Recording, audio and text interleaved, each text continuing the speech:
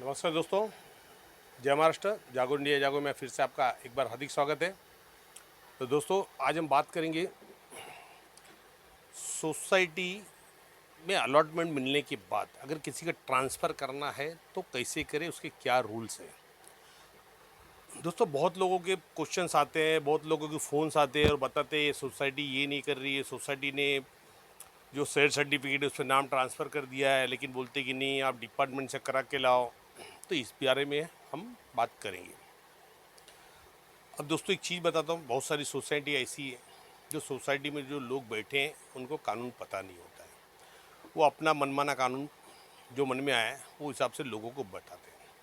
फिर लोगों में भ्रम पैदा होता है, गुमराही होती है, लोग यहाँ वहाँ भागते हैं और नाजायज़ पैसे खर्चे करते हैं।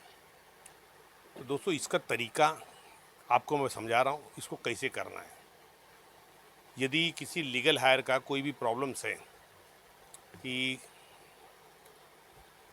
जैसे जो मूल झोपड़ी धारक हैं उनकी मृत्यु के बाद उनके जैसे हस्बैंड है, हस्बैंड के बाद वाइफ का नाम आना चाहिए। तो प्रॉब्लम्स ही क्या होते हैं कि जो सोसाइटी है, सोसाइटी क्या करती है, एप्लीकेशन लेती है, शेयर सर्टिफिकेट के ऊपर नाम बदली करती है, डेट डालती है और फिर बोलती है कि आप डिपार्टमेंट से उसका ऑर्डर लेके आओ। तो दोस्तों, ऐसा कुछ नहीं है। ये सोसाइटी जो बता रही है ऐसा कुछ नहीं है। मैंने पिछली वीडियो में बताया था कि जब सोसाइटी का अलॉटमेंट जब तक नहीं हुआ है तब तक वहाँ पे ट्रांसफ़र का जो भी मैटर है एसआरए के 5वें फ्लोर पे तहसीलदार एसआरए स्पेशल से इनके यहाँ पे होता है। और एक बार अलॉटमेंट हो गया तो ये काम है आपकी सोसाइटी का कि सोसाइटी अपने जो सभासदों के लिए जो उनके प्रॉब्लम्स हैं वो प्रॉब्लम ज़्यादा लंबा या उनको तकलीफ देना हो, इसके लिए सोसाइटी के स्तर पर ही ये काम होना चाहिए। अब होता ये है कि जैसे एक व्यक्ति है, वो ऑफ हो गया, अब उनकी पत्नी का नाम ट्रांसफ़र करना है। अब सोसाइटी ने क्या किया, नाम ट्रांसफ़र करने से मना कर दिया। अब कहते हैं कि भाई आप एसआरए से करा के लाओ, फिर हम नाम लेंगे। अब प्रॉब्लम क्या होता है दोस्त, इनको पता नहीं होता है। ये अपनी जिम्मेदारियों को समझते नहीं है और इनको डर रहता है कि कहीं आज हम कर दें, कल हम फंस तो नहीं जाए, क्योंकि इनकी जागरूकता और कानून की कमी, वो प्रॉब्लम्स होती है इनके अंदर। अब जिसका भी ये प्रॉब्लम्स है उसको ये करना चाहिए कि अगर ये चीज़ का नाम ट्रांसफ़र करना है तो सबसे पहले सोसाइटी को एक अप्लीकेशंस कीजिए। अप्लीकेशन करने के बाद उनको बताइए कि भाई मूल झोपड़ी धारक ये थे जिनके नाम पे अलॉटमेंट हुआ था, उनका ये एनेक्सर की कॉपी है और ये शेयर सर्टिफिकेट है जो सोसाइटी द्वारा दी गई है। अलॉटमेंट लेटर की कॉपी दीजिए, जेरॉक्स कॉपी, और उनके डेथ सर्टिफिकेट लगाइए। और डेथ सर्टिफिकेट लगाने की उनकी जो वाइफ है, वाइफ का आधार कार्ड लगाइए, या और पहले के जो डॉक्यूमेंट्स हैं, वैसे आधार कार्ड इनफ हो जाएगा। लाइट बिल जो पुरानी अगर आपके पास है तो ठीक है, नहीं तो जो आपके पास रिसेंट की लाइट बिल है जो उनके हस्बैंड के नाम पे थी वो लाइट बिल लगाइए। और एक एप्लीकेशन कीजिए सोसाइटी ऑफिस में, सिर्फ और सिर्फ सोसाइटी ऑफिस में। हाँ दोस्तों, एसआरए में नहीं, सोसाइटी ऑफिस में एप्लीकेशन कीजिए। एप्लीकेशन करने के बाद आप 15 से 20 दिन इंतज़ार कीजिए कि इस पे सोसाइटी का कुछ रिप्लाई, रिएक्शन कुछ आता है या नहीं। अब अगर वो रिएक्शन नहीं आता है तो आप 1 महीने के बाद एक रिमाइंडर लेटर निकालिए। अब रिमाइंडर लेटर आप निकालेंगे सोसाइटी को तो उस पर एसआरए के सहायक निबंधक को भी कॉपी दीजिए और उसमें ये डालिए कि हमने एक एप्लीकेशन ये तारीख को किया था, उस तारीख से आपने अभी तक कोई भी इसके ऊपर कार्रवाई नहीं की, ना ही हमको कोई भी रिपोर्ट दिया, ना हमको सूचना दी। तो इसके लिए हमारा जो भी एप्लीकेशन है उसको कंसीडर किया जाए और हमारे नाम जो भी है, नाम के अंदर बदलाव करके ट्रांसफ़र करके दिया जाए। आपका जो भी न्यूनतम शुल्क है सोसाइटी का वो भरने के लिए बंधनकारक है। अब शुल्क में दोस्तों उसके अंदर कुछ नहीं है, क्योंकि आपका लीगल हायर में कोई भी पैसे नहीं लगते हैं ट्रांसफ़र के। अब आपके जो शेयर सर्टिफिकेट है उसी शेयर सर्टिफिकेट पे लिखा जाएगा कि भाई इनकी जो मूल झोपड़ी धारक थे इनकी मृत्यु ये दिनांक को हुई, और इनके बाद उनकी पत्नी का नाम वहाँ पे आएगा। तो ये उसके अंदर कोई पैसे नहीं लगते, सिर्फ सोचता है। अब सोसाइटी का काम क्या है कि उस चीज़ को मैनेजिंग कमेटी में रखा जाए। मैनेजिंग कमेटी में ये किया जाए कि भाई अब इस पर क्या डिसाइड करें हम लोग। अब उनको समझ में नहीं आए तो उनको एसजीएम बुलाना पड़ेगा, या अभी एजीएम का समय तो एजीएम में मुद्दा रखा जाए कि भाई ये हमारे जो मेंबर्स हैं उनका एक प्रस्ताव आया है, नाम ट्रांसफ़र का एप्लीकेशन, प्रस्ताव भी नहीं एप्लीकेशन, आवेदन आया है, तो इसके ऊपर क्या किया जाए। अब ये जनरल सभा में डिसाइड होगा। यदि सोसाइटी वो भी नहीं करती, अगर जनरल सभा में प्रस्ताव पास होता है, और होना भी चाहिए, आप किसके लिए कर रहे हैं, मेंबर के लिए कर रहे हैं, तो कोई भी आपका ऑब्जेक्शन का तो सवाल ही नहीं उठता है, क्योंकि जो सोसाइटी में हम रहते हैं एक दूसरे से परिचित रहते हैं, तो उसमें कोई डरने वाली या कोई बात नहीं है कि भाई हम किसी और के डॉक्यूमेंट है सिप का आधार लेके आपको ट्रांसफ़र करना है, लेकिन वो करते नहीं हैं। वो सोसाइटी करती है जो समझदार हो कर देते हैं। अब आपको क्या करना है, अगर उन्होंने नहीं किया है तो 1 महीने बाद जब आपने रिमाइंडर डाला किसको, डिपार्टमेंट को, तो डिपार्टमेंट का काम है कि सोसाइटी को इन्फॉर्म करेगा कि भाई आपके जो मेंबर्स हैं उनका जो पत्र आया है, उनका नाम ट्रांसफ़र करने के लिए एप्लीकेशन किया है, आप जो भी रूल्स के हिसाब से उनका एप्लीकेशन कंसीडर किया जाए, जो भी XYZ। अगर आप उसको अंदर रिजेक्ट करते हो तो कारण बताइए क्यों रिजेक्ट कर रहे हो, तो ये सोसाइटी को बोला जाएगा। अब सोसाइटी उसके बाद भी कोई कार्रवाई नहीं करती तो दोस्तों आप Maharashtra society act section 22 and 23 के अंदर एक अपील फाइल कीजिए। कलम 22 व 23 के आधार पे एक अपील फाइल कीजिए सहायक निबंधक यहाँ पे। उसके अंदर आप पूरे डिटेल्स लगाइए कि मैंने ये तारीख को एक लेटर एप्लीकेशन दिया था, उसके बाद भी इन्होंने कार्रवाई नहीं किया। फिर मैंने एक रिमाइंडर दिया जिसके अंदर आपके डिपार्टमेंट को भी दिया गया, लेकिन सोसाइटी ने उस पर भी कोई संज्ञान नहीं लिया है, और मेरी ये डॉक्यूमेंट है, तो मेरा जो भी मैटर है उसके अंदर मेरी मेंबरशिप में ट्रांसफ़र करके मेरी मेंबरशिप किया जाए। सेक्शन 22, 23 मेंबरशिप का है, तो मेंबरशिप किया जाए।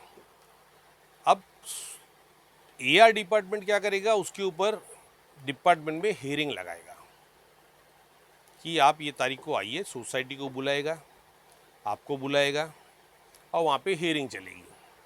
उसमें सोसाइटी का क्या कहना है, सोसाइटी को वहाँ पे रखना है कि सोसाइटी ने क्यों नहीं किया है। अब प्रॉब्लम ये है कि सोसाइटी ने क्यों नहीं किया है, क्योंकि ये उनका कर्तव्य है। क्योंकि सोसाइटी में अगर आप बैठे हैं तो आप मालिक नहीं है, सिर्फ केयर टेकर हैं।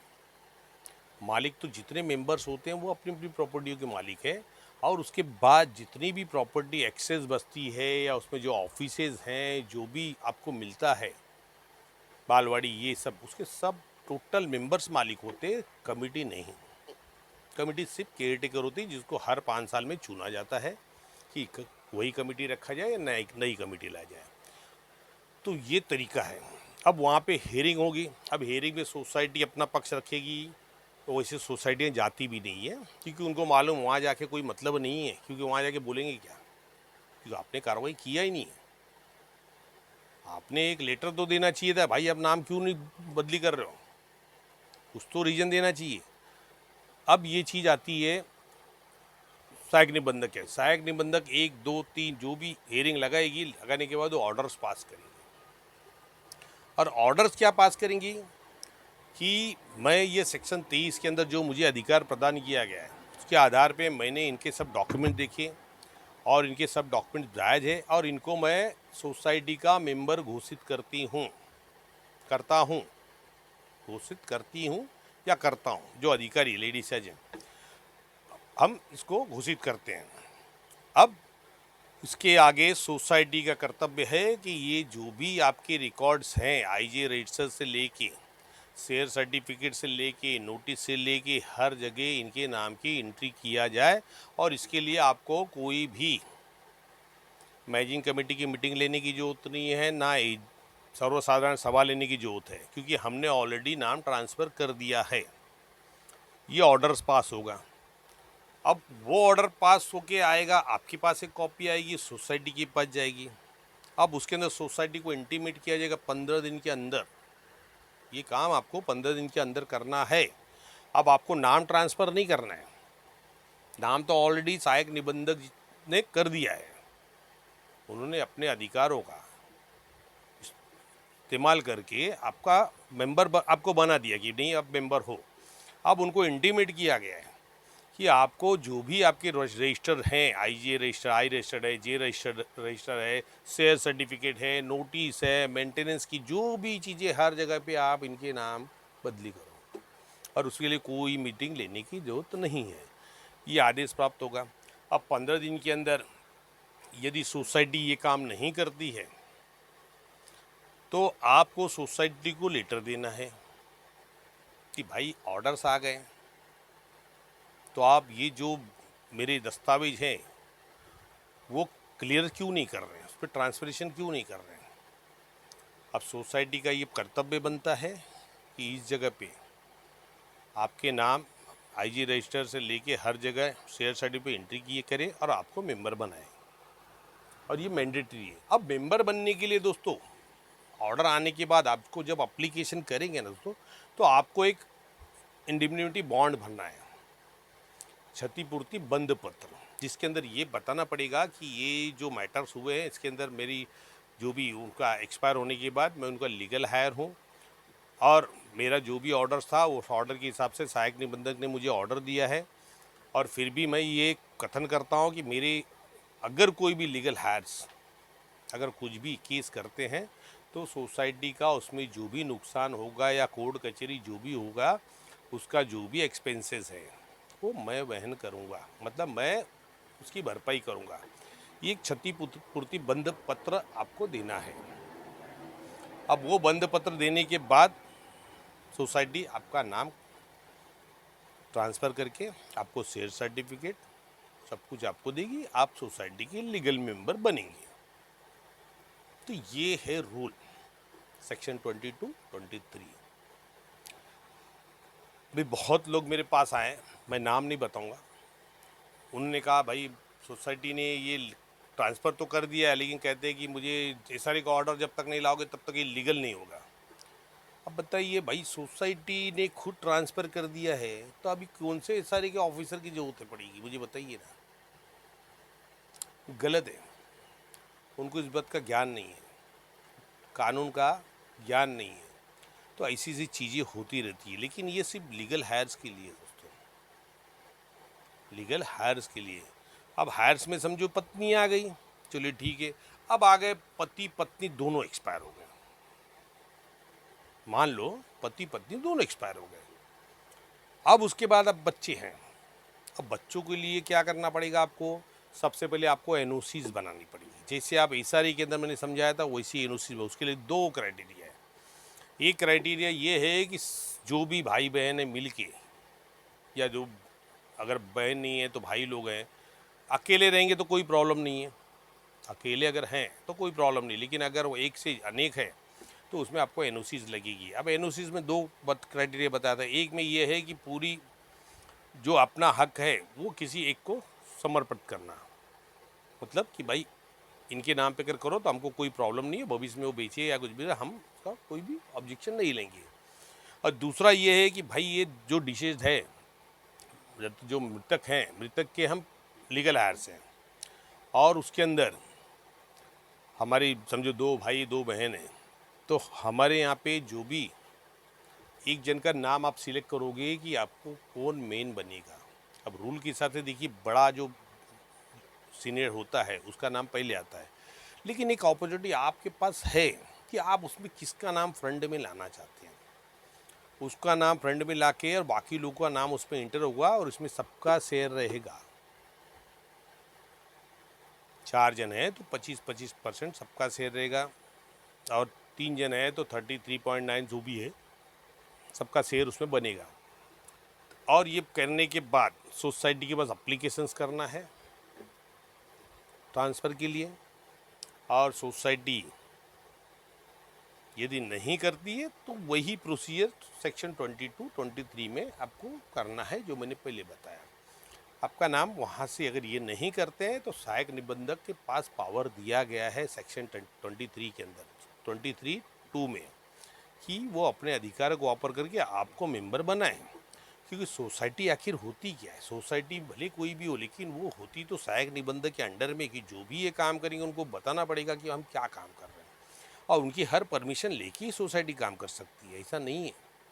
हाँ, ये अलग बात है कि सोसाइटी अपना एक रेजुलेशन बनाती है, वो रेजुलेशन में आपको मेजोरिटी देखी जाएगी, कितने % लोग आपके सहमत हैं, तो वो आप सहायक निबंधक भी एक्सेप्ट करेगी, लेकिन आप मनमाना कारोबार नहीं कर सकते। तो ये हो गया आपका लीगल। अब इसके अंदर आपका आएगा खरीदी बिक्री। समझो 5 साल हो गए, उसके बाद जो उन्होंने खरीदी बिक्री किया है तो उसके लिए तो दोस्तों मैंने पहले कहा है कि क्षतिपूर्ति बंद पत्र जब आप भरते हो सोसाइटी के, तो उसमें कॉलम रहता है कि सोसाइटी को पूछे बगैर, मतलब उसकी परमिशन लिए बगैर मैं कोई भी ट्रांसफ़र नहीं करूँगा भविष्य में। तो सोसाइटी का जो भी है, सरकार नियम जो बना है, सर्कुलर 145 भी यही कह रहा है कि सोसाइटी की पूर्व परवानगी से और एसआरई के पूर्व परवानगी से, और जिसके बारे में तो दोस्तों मैंने ये भी बनाया, वीडियोस बनाया हो कि वो जो फॉर्म है ट्रांसफ़र के फॉर्म, वो की जो अप्लीकेशन कैसे भरे, तो उसमें तो पूरा डिटेल दिया गया है।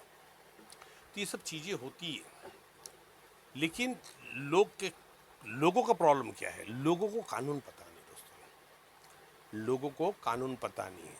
उस कानून के तहत ये चीज़ जान लेना चाहिए कि हमारा अधिकार क्या है। दोस्तों आज देखो सोशल मीडिया का ज़माना है, पहले कोई समझाने वाला नहीं था। आज सोशल मीडिया पे मैं नहीं, मैं तो नाम मात्र हूँ, बड़े बड़े दिग्गज बैठे हैं जो समझा रहे हैं, एसआरई के बारे में समझा रहे हैं, महानुभाव लोग हैं, बहुत अच्छी अच्छी बातें समझा रहे हैं। मैं उनको कभी भी क्रॉस नहीं करूँगा कि वो अच्छे काम कर रहे हैं लोगों में जागरूकता लाने के लिए। तो दोस्तों ये चीज़ आज उपलब्ध है, तो उसका फ़ायदा लीजिए। ये चीज़ आज उपलब्ध है, उसका फ़ायदा लीजिए। हमारे ज़माने में तो मोबाइल ही नहीं था, हमारे समय में मोबाइल ही नहीं था, तो सोचिए हम लोगों ने कैसे तो दिन निकाले होंगे कि कानून क्या, कानून कहाँ, कानून कैसे।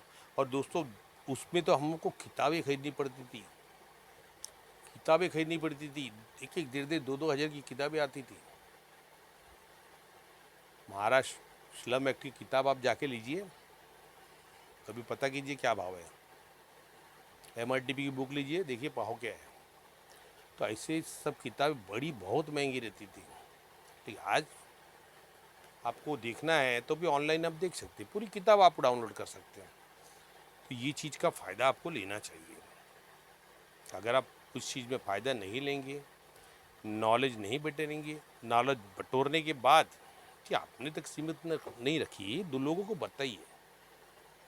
हमारा उद्देश्य यही है कि लोगों को अंदर जागरूकता हो, लोगों के अंदर अवेयरनेस आए, जो समझ सके कि हमारा अधिकार क्या। तो ये चीज़ ज़रूरी है।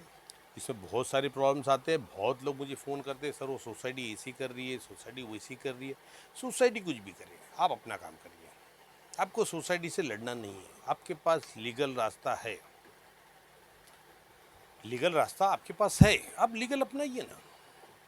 अभी कुछ लोग क्या कहते हैं, हमने सुना है, बहुत लोगों के मुँह से सुना, अरे पेपर वर्क करके क्या होता है। तो दोस्तों मेरे जो दर्शक हैं, मैं उनसे पूछना चाहूँगा कि पेपर वर्क का कुछ मीनिंग होता है या नहीं होता है, मुझे बताइए। आखिर लड़ाई किस पे लड़ी जाती है? पेपर से लड़ी जाती है, कलम और पेपर से। अगर आप मुझे बताइए कि अगर सोसाइटी में आपने एप्लीकेशन डाला ही नहीं, तो आप अपील फाइल कर सकते हैं क्या? किस बेस पे करेंगे? जब आप डालेंगे तो आपको रिटर्न ऑर्डर आ जाएगा वहाँ से कि भैया आप सोसाइटी के पास जाइए, लेटर आ जाएगा, पहले सोसाइटी के पास जाइए। सोसाइटी नहीं करती तो हमारे पास आइए। तो यही आपने लेटर वर्क किया ना, पेपर वर्क किया ना, तब तो आपकी अपील खड़ी होगी, वरना नहीं होगी। तो पहले अपना काम कीजिए जो लीगल हो, धांधलीबाजी, ये बाजी वो बाजी करने से कोई प्रॉब्लम्स नहीं है दोस्तों। ये सब चीज़ों में क्या होता है, लोगों को गुमराह किया जाता है, लोगों को इकट्ठा करते हैं, हंगामा करते हैं, मोर्चाबंदी करते हैं। ठीक है, मोर्चाबंदी करना आप करिए, अच्छी बात है, होना भी चाहिए, लेकिन रूल से कि बाकायदा उसको इंटीमेशन दीजिए 48 घंटे पहले पुलिस स्टेशन को कि भाई फलाना जगह हम लोग जमा होने वाले हैं, हमारा विषय ये है और हम इस चीज़ से त्रस्त हैं, तब इसका जवाब मांगने के लिए हमारे लोग वहाँ जमा हो रहे हैं और हमें अंदाजा है तकरीबन इतने लोग यहाँ आएंगे, तो हमें सहकार करने की कृपा करें। ये एक एप्लीकेशन डालना पड़ेगा 48 आवर्स पहले पुलिस स्टेशन में। ये तो पता है आपके ऊपर 144 लगा दिया जाएगा। अगर कुछ भी वहाँ पे हुआ तो उसके जिम्मेदार आप लोग हो जाएंगे। तो ये चीज़ समझना चाहिए, लोग समझते नहीं। अब आम पब्लिक जो उनको पता ही नहीं है, वो हवा फैलाएंगे, सब पीछे पीछे निकल चलते हैं, लेकिन अंजाम परिणाम के बारे में कोई नहीं सोचता है। अंजाम परिणाम के बारे में कोई नहीं सोचता है दोस्तों। पहले परिणाम की सोचिए, परिणाम की सोचिए। प्रॉब्लम क्या है, आप लड़ने से नहीं डर रहे सर, आप लड़ने से डर नहीं रहे, आप हारने से डर रहे। आपके मन में जो घर बैठा है, घर बना के बैठा, वो हार, उससे डर रहे हैं। आपने लड़ने के पहले हार मान लिया है तो आपकी जीत कैसे होगी। आप लड़िए, जीत देखिए सच्चाई की होती है। आज नहीं होगी कल होगी, कल नहीं होगी परसों होगी। अब बताइए, मैंने आपको पहले बताया मैं 2000 से लड़ रहा हूँ, आज तक ना मुझे घर मिले ना भाड़े मिले, ले क्या मैं मायूस हो गया हूँ। मायूस होने के अलावा मैंने ये जन जागरूकता और लोगों के अंदर फैलाना चालू किया अपने इस चैनल के माध्यम से। मेरा हौसला और बुलंद हो रहा है ना दोस्तों, मेरा हौसला बुलंद हो रहा है, मायूस नहीं हो रहा हूँ, क्योंकि मैंने हारना सीखा ही नहीं। जब मैं लड़ूंगा ही नहीं तो हारूंगा कैसे। हार किसकी होती, जो लड़ाई लड़ता है। तो भले लड़े तो सही, हार या जीत देखा जाएगा, लेकिन सच्चाई की जीत होती है, 100% होती है, जो कोई दो राय नहीं है। लेकिन आप पहले ही हार मान जाएंगे और बोलेंगे भाई मैं वहाँ नहीं जाऊँगा, वहाँ नहीं हो, सोसाइटी अगर करके दे दे, कोई नहीं करेगा। जब एक बार कोई आपसे तानाशाही कर रहा है तो आपको क्यों करेगा। उसके लिए आपके पास एक ही रास्ता है, जो अधिकारी करते हैं वही आपको करना पड़ेगा। उनको पैसे खिलाइए सोसाइटी वालों को, एक दिन में आपका काम हो जाएगा। समझ रहे कि नहीं। अब सोसाइटी का काम क्या होता है, जब भी अगर ट्रांसफ़र करते हैं तो ट्रांसफ़र के बाद जो भी प्रक्रिया उन्होंने किया है उसकी कॉपी सहायक निबंधक के कार्यालय में 1 महीने के अंदर उनको सबमिट करना है कि हमने ये कार्रवाई करके नाम ट्रांसफ़र किया है, उनको भेजना पड़ता है।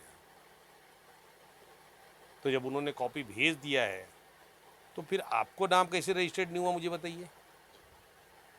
जब सोसाइटी ने भेज दिया है तो आपको कैसा, आपका नाम कैसे नहीं ट्रांसफ़र हुआ, आपको क्या जरूरत है सर में जाने की। ये सोसाइटी का कर्तव्य था, सोसाइटी ने किया। अब सोसाइटी आपको गुमराह कर रही है तो आपको उसमें डरने की जरूरत नहीं है। आपका नाम एक बार शेयर सर्टिफिकेट पे आ गया तो कोई नहीं काट सकता दोस्तों।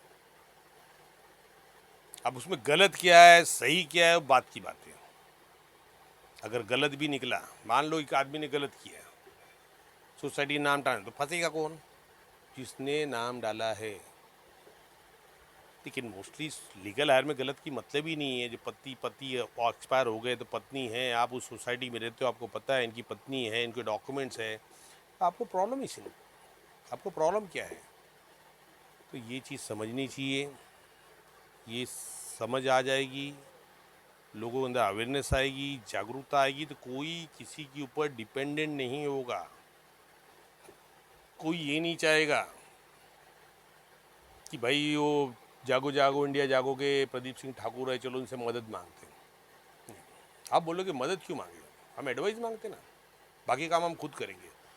ये अवेयरनेस होगी, ये अवेयरनेस होगी। क्योंकि मैंने पहले ही बोला, जिसके मैटर्स है उसको खुद लड़ने पड़ते हैं, तीसरा आदमी उसको मदद नहीं करता है कोई भी। हम सिर्फ आपको मार्गदर्शन कर सकते हैं, आपको गाइडेंस कर सकते हैं, मदद कोई नहीं करता दोस्तों। क्या भगवान नीचे आके वो कहते हैं कि चलिए मैं तुम्हारा काम करवा दूँ? भगवान भी बोलते कर्म कर, फल की इच्छा मत कर, कर्म करो फल मिलेगा। तो दोस्तों ये था आज का लेसन, जो हमने सीखा कि सोसाइटी अलॉटमेंट के बाद अगर कोई नाम ट्रांसफ़र करना है तो उसकी क्या प्रक्रिया है, क्या रूल्स है, क्या नियम है, क्या तरीका है। तो ये आपको भी ध्यान रखना है।